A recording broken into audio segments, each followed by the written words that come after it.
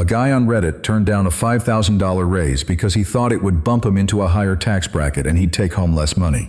His manager backed him up. Said, "Yeah, don't do it, you'll lose money." They were both wrong. And that one misunderstanding probably cost him over $40,000 across the next decade. More than half of Americans don't know how brackets actually work, and the IRS has zero interest in correcting them. My name is Marcus, and I've spent an embarrassing amount of time reading IRS revenue procedures so you don't have to. And I can tell you this, the way most people think about tax brackets is completely backwards. Not a little wrong. Fundamentally, structurally, dangerously wrong. So let me walk you through what's really happening to your paycheck. Because once you see it, you can't unsee it. Picture a staircase, going up. Each step is a different tax rate. 10% at the bottom, then 12, then 22, then 24, 32, 35, and 37% at the very top. Now here's the part that changes everything. You don't stand on one step. Your money climbs the staircase, and each dollar gets taxed at the rate of the step it lands on, only that step, not the one above it. Not the one below, just the one where that particular dollar sits. For a single filer in 2025, the first $11,925 of your taxable income gets taxed at 10%. That's it.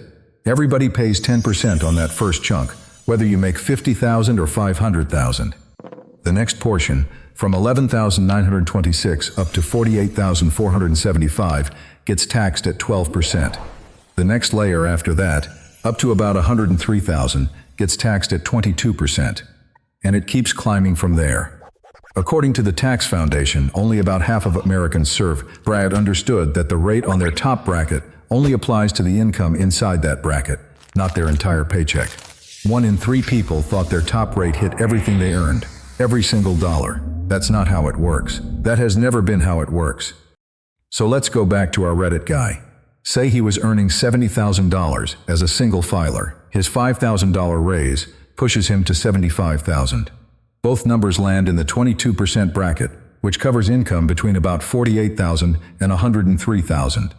Even if the raise had pushed him into the next bracket, only the dollars above the threshold would have been taxed at the higher rate. The rest of his income stays exactly where it was, taxed at the exact same rates as before. His take-home goes up, period. There is no scenario in the American tax system where earning more money results in less pay home from federal income taxes alone. That $5,000 raise, after the 22% federal tax on it, still puts roughly $3,900 in his pocket every single year. Over 10 years, that's close to $39,000.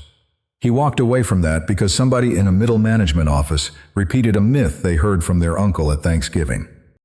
And this brings up something that doesn't get talked about enough. The IRS publishes brackets every year. They're on the website. They're in revenue procedure documents with exact dollar thresholds, adjusted for inflation. The information is free, public, and about as exciting to read as a refrigerator manual. The IRS has never run a public campaign explaining marginal rates to ordinary taxpayers. The brackets are available. The explanation isn't. Now let's talk about what the bracket system actually does to middle-income earners, because this is where it gets uncomfortable. If you're a single filer making around $50,000, you've just crossed into the 22% bracket.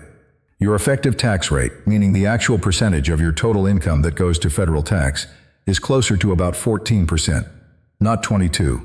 The 22 only applies to the small slice of income above $48,475.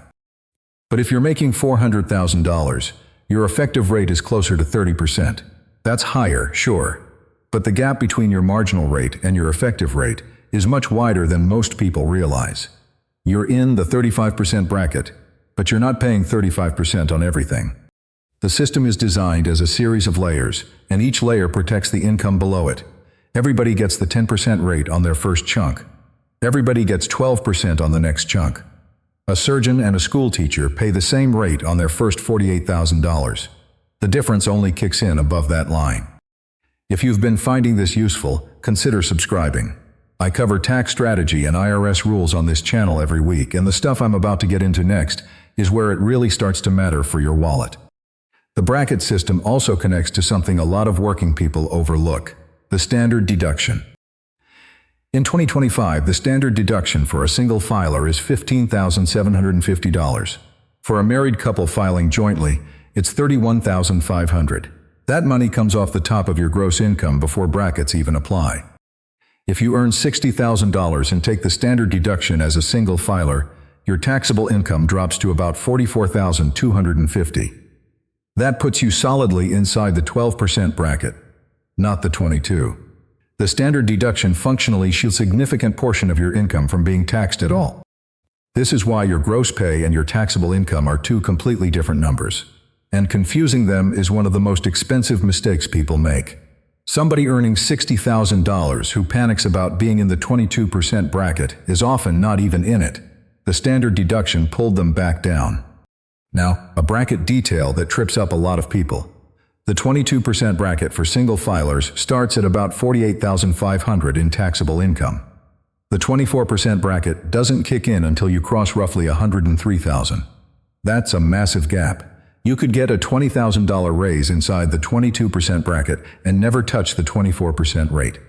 The bracket is wide enough to absorb a huge jump in earnings, but compare that to the 32% bracket.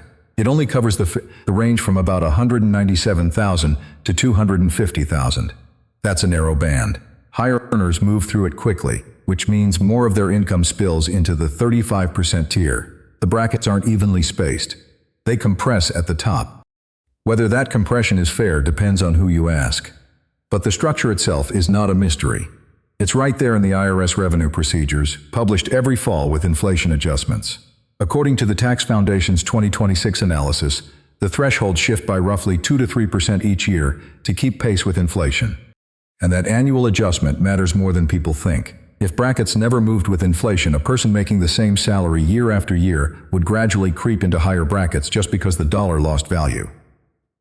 Economists call that bracket creep. Congress addressed it decades ago by indexing brackets to inflation. But the adjustments are approximate, not perfect. Over a long career, small gaps between real wage growth and bracket indexing can still push you into higher effective territory without any actual raise. So let me bring this full circle. That guy on Reddit, he's sitting in an office somewhere, probably still at the same salary, still believing that the tax system punishes raises. His manager probably told 2 or 3 other people the same bad advice, and each one of those people might have passed on the same 5-figure opportunity. The bracket system isn't trying to punish you for earning more. It's a staircase, not a cliff. Every dollar you earn gets taxed at its own rate, on its own step. The myth that you'll lose money by moving up a bracket has probably cost American workers collectively more than any single tax policy in the last 50 years, and nobody official has ever bothered to correct it. If this helped clear things up, there are more stories like this on the channel. Taxes don't have to be confusing. They just need someone willing to actually explain them.